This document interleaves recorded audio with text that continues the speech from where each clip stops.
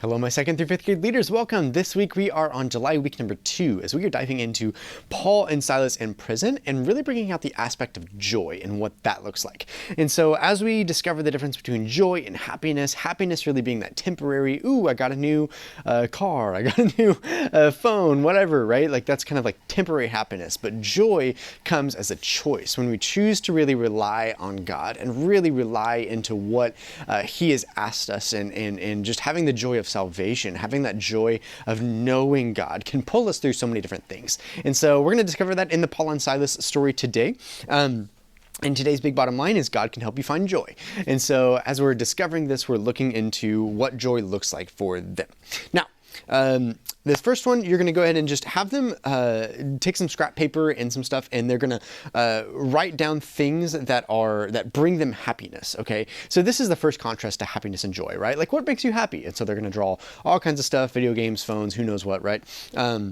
Social media, all that kind of stuff, right? But then we're going to be like, okay, like bring that back in later down the road when we're talking about joy and how there is a difference between that temporary stuff and then how we can choose joy at any time because it's always available to us if we're looking at the Lord. Now, this next one, you'll go ahead and have two volunteers and have them stand in front of the group where everyone can see them, and they're going to try and make the others smile. The goal is, though, not to have them touch them at all. And so they can't do any physical contact, but they can try to do something to make them smile, just to, show them a little bit about happiness again, right? It's temporary. It's something like a smile is even temporary, right? We like smile really quick, and then like we go back to our normal face. And so, again, that is just contrasting the happiness and joy aspect there. Now, we'll go off into the Bible story. It's the Paul and Silas in prison where the earthquake happens and they're able to minister to the jailer that's there and bring him to salvation, all of that. And so with that going on, there's they're singing in prison and everything too, but they never lost sight of the goodness of God in the prison. And so that's what we're really focusing on in the story today. And so God can help you find joy is the big bottom line there. And what we're doing is you'll go through these question and answer cards and you'll have the answer key. Don't let anyone else see the answer key, but you hold that. And basically you'll have set it up like a memory game where you have the question cards on one side of maybe the table and then the answer or the answer cards on the other side of the table. And what they're doing is they're trying to match them, but it has to be like one from the question and one from the answer. And if the question and answer match, then the teams get to hold those. And so put them in teams of 2 to make this happen. And then basically what we're doing is you'll go through the whole matching game. You'll have the answer key in case you need that. And then because Paul and Silas focused on God, they were able to find joy in the middle of that very tough situation. And that's kind of how you're wrapping up that one, right? So then there's a question on there. Do you think it's natural to be joyful when you're in that difficult situation? That might be a good Kickstarter into kind of the next couple activities that we have. So this next activity is like a big drinking glass or one of the mason jars, and it's going to be filled with water. And you're gonna have some cotton balls that go into that jar of water, okay? And then you're going to ask the children if they can think of times in their lives when it was difficult to have joy. And so this can be, and there's a couple of examples there, but this can be, a divorce. It can be bad grades at school. It can be not making the team. It could be anything like that, right? Think of a child's mind and what they're going through. Assure them that this is obviously a safe place, right? Where we're not going to be sharing or talking about other kids outside of this group, but it's a safe place where they can share, but don't force anyone to share, right?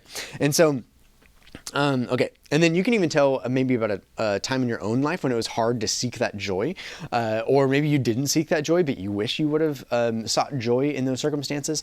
Even though it was a tough situation, we can still choose to seek that joy, right? So each time they share one of the examples, right, you can hand them one of the cotton balls and ask them to place it in the jar of water. And even though it's going to look full, right, you'll see that the water doesn't overflow from the glass because of the cotton balls, okay?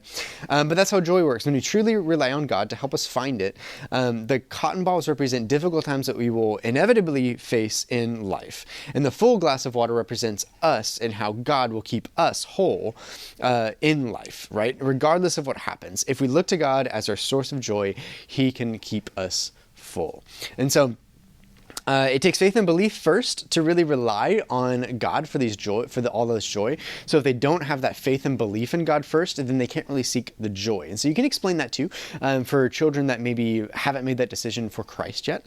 And then you have some really good discussion questions on the bottom of that piece as well. Something like, is it possible to be happy but not have joy? What is the difference between happiness and joy? And why is it challenging to have joy in hard situations? So those are also really good questions that you can go through as well. Now you have a chained up memory verse activity page, and what you're doing with this is basically you're having them, it's like a verse puzzle, and it's like the verse, but it's cut up into puzzle pieces. And what they're doing is you're going to tie the left hand of one of the partners and the right hand of the other partner together to where it's like linked as one. And they're supposed to only use those hands at first to try to put the puzzle together to make the memory verse. They're probably going to struggle, and it's probably going to be insane, so go ahead and just have them halfway through use their actual hand and see which pair of kids can get it the fastest. And when you do that, be like, okay, hey, I saw your frustration, decided that it would be good to use your free hands too. That's kind of like what grace is about, right? And so grace is getting something that we haven't earned, and we've been talking a lot about grace lately, and how it's like that free gift. We talked a lot about that last week. So keep expanding on that as you go through this one. And so grace is kind of like getting something that you haven't earned or you don't deserve. It wasn't part of the original rules of the game, and so that's why you extended the grace and made it part of the rules, things like that. But God can help you find joy, and He will be with you to help in these difficult situations, just like putting a puzzle together with someone who you know, it's hard. Okay. And then you have your prayer and dismissal. So go ahead and just pray with your children. If they are going through some hard times right now, this would be a good time to talk about those, to pray for those, to, encourage them in those and help them seek and find joy in those situations, no matter what's going on, right? And so thank you guys for all that you guys do. We love you guys, and we'll see you guys in a little bit.